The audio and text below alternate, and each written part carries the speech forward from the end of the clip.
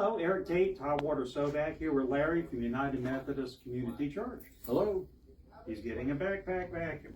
Now, why a backpack? Because they're more versatile. You get around things, get on the pews, get around tables, a lot easier. It's been said that in an hour, if it takes an hour to clean an area, you can do it in about 30, 35 minutes with this. Look at the suction. This is the Perfect Vac. It's called the Perfect Vac.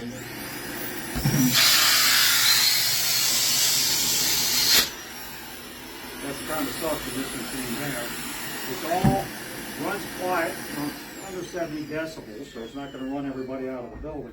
Very ergonomic, designed by a chiropractor so it doesn't stretch your shoulders when you're wearing it. Now the joke about Ghostbusters is, you know, that's the thing people talk about, that old movie.